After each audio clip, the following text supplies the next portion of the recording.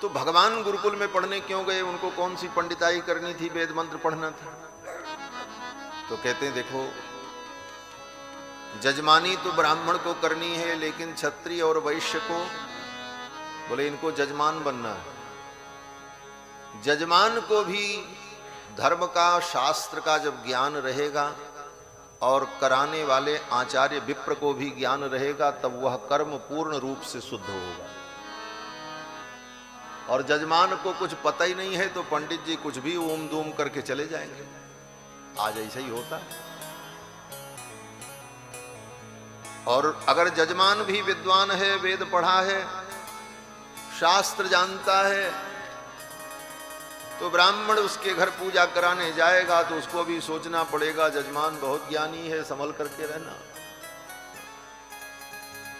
तब वो ब्राह्मण पढ़ने में रुचि लेगा, स्वाध्याय करेगा, विषयों को तैयार करेगा। इसलिए यजमान को भी ज्ञान होना चाहिए।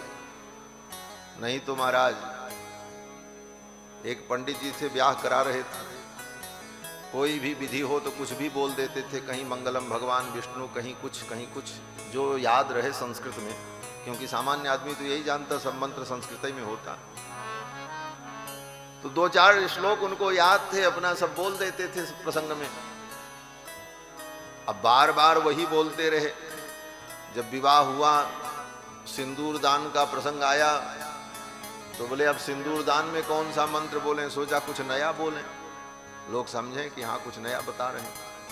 तो जब सिंदूर दान होने लगा तो पंडित जी ने कहा, जजमान अब सिंदूर दान करो, मैं मंत्र पढ़ता हूं। तो पंडित जी ने मंत्र क्या पढ़ा? बोले सोचा कि लाल रंग का सिंदूर होता है तो उसमें लाल शब्द आ जाए, ऐसा कुछ हम पढ़ दें, बस काम चल जाएगा।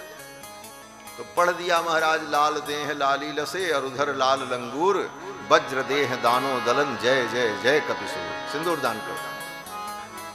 तो ऐसे कर्मकांड से, ऐसे अनुष्ठान से, ऐसे विधि विधान से न जजमान का कल्याण होगा, न ब्राह्मण का कल्याण।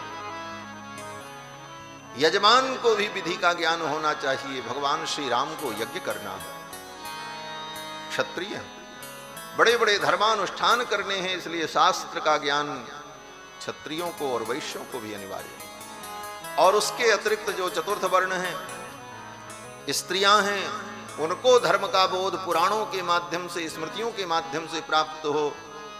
इसीलिए धर्मशास्त्र, ये सारे ग्रंथ जीव के कल्याण के लिए